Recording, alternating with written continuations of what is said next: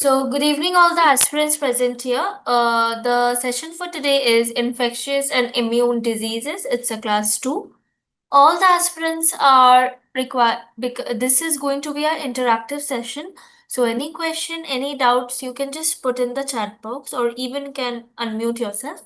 So, the speaker that we have here is Dr. Suvadeep Sen. He is a consultant, ICU, Apollo Hospital, Navi Mumbai. Thank you so Thank you, Padma, for the introduction. Good evening, everybody, and happy Ganesh Chaturthi from India. So today is a kind of Ganpati Puja in India that is happening. So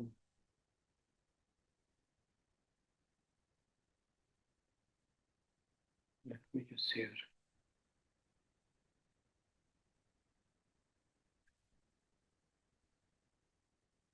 Yeah.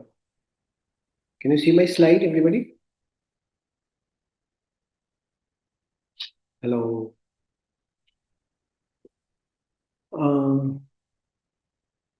I request people, whoever is there, to unmute and please respond. Is that okay?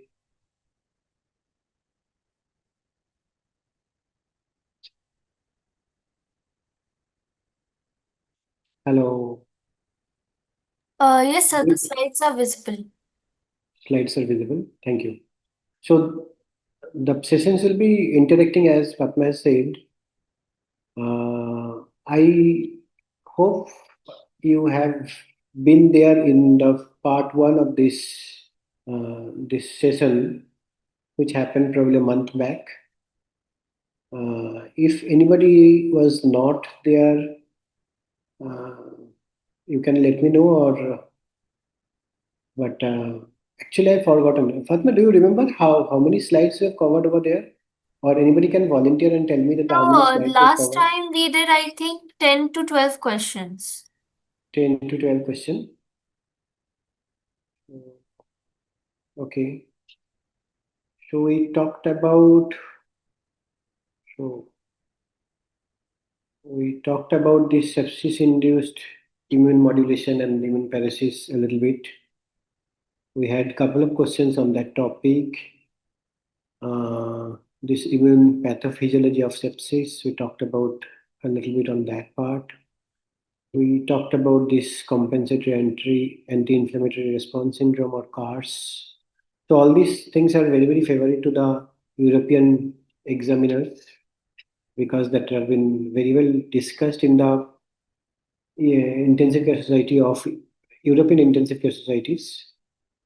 We spoke about this complement mediated problems and the complement associated infections and the infections they are common in the complement deficiency.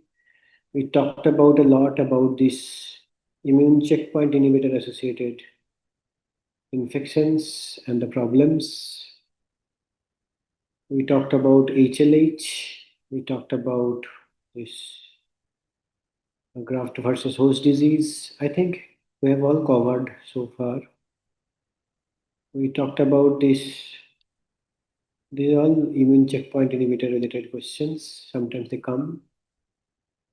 Sometimes, so these are the kind of ring enhancing lesion, the MRI, questions related to the CMV. We have covered that part. Questions related to the BK virus. Did you cover BK virus diseases? Anybody who were there at the time of in the first session, if he or she can Yes, we say, did. Yes, we did. we did this BK virus related. Thank you. So I think question number 12 we have covered. This is BK virus associated nephropathy that we have covered. How do we suspect and diagnose BK virus associated nephropathy that we have covered? I think this much we have covered. So let's start with question number 14. Is that okay? Whoever is there, let me see. Okay. Okay. All of you are, if I can just ask, all of you are preparing for the EDIC Part 1 examinations, or what it's like? When is your exam, if I may know?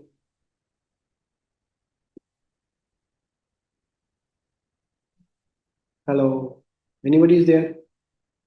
The 23rd of September. Sure. Okay. So let's make it a kind of little interactive only, or little 23rd of September. So most of the things we have covered in the last session, the questions that comes in the European diploma examinations. In today's sessions, we'll try to cover some tropical kind of infections. Tropical infections are called tropical infection, and they are one of there are few of the neglected diseases that we forget and we read less about whenever we prepare for the European examinations. But this kind of questions can still be very well come, because nowadays the things have become much more global. All questions they come, they are not related, they are not pertinent to particular part of the world. It incorporates the global problem. So we'll try to cover few of the tropical infections in today's session. So with that thing, let's start. Question number 14 of today. A 52-year-old farmer is admitted with fever, confusion, hypotension. Examination reveals an eschar on the abdomen and mild hepatosplenomegaly. Lab finding shows thrombocytopenia, elevated transaminases, and mild ARDS. What is the most likely pathophysiological mechanism leading to this shock? So, given the current questions, first of all, you need to understand what disease or what disease we are talking about. And once we understand that what disease we are talking about, then they are asking the main pathophysiological mechanism for that particular disease. So, which disease we are talking about over here? Anybody?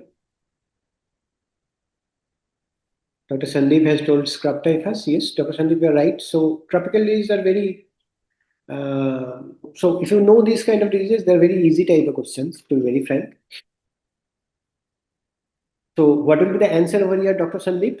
So option A, endotoxin mediated systemic vasodilatation. B, vasculitis with endothelial dysfunction and capillary leak.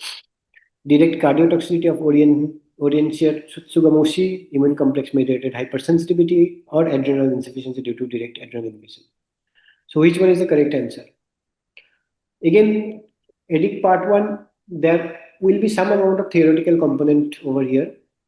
Most of the questions in the EDIC part 1 examinations are also practical based, but you can expect few of the questions which require some theoretical knowledge as well. So this is kind of more theory based kind of questions. What will be the answers? Anybody has given answer? Let's check.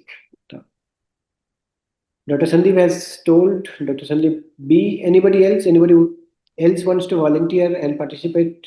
Again, in EDIC part 1, there is no negative marking. Everybody should understand that. So everybody, even if you do not know the answer, you should try and take at least one option in EDIC part 1, because there is no negative marking. So I would request everybody to volunteer and give their own response, because that tells us how we are thinking. Anybody else wants to volunteer? Or otherwise we'll be happy, we'll be content with Dr. Sandeep's response. So I think Dr. Sandeep is, oh, one more answer has come. Dr. Dattatray, he has suggested the option A. Okay. So let's see who wins, Dr. Dattatray or Dr. Sandeep. Okay. So I think Dr. Sandeep is the right, and he has given the right answer, because what disease we are talking about? The disease that we are talking about, especially the question is very, very straightforward, because it talks about the eschar inside the abdomen. Whenever we talk about the eschar, it is eschars are pathognomic of scrub typhus. And scrub typhus is one of the common tropical disease. And the main mechanism of the pathogenesis that leads to the multi-organ dysfunction in scrub typhus is a vasculitis, severe vasculitis kind of feature. That happens because of this infection. And that is why previously there are a lot of studies which suggested to use steroid in severe scrub typhus infection. So although in latest studies that the role of steroid has become a doubtful probably. So we do not use steroid nowadays to treat scrub typhus infection, but previously it was used because the mechanism of injury over here is vasculitis, and the vascular injury is causing capillary leaks. Okay. Any doubt? So again, this is the kind of you know or you do not know kind of question. So if you know, you will be giving right answer. If you do not know, most likely your answers will be wrong. So it's like that.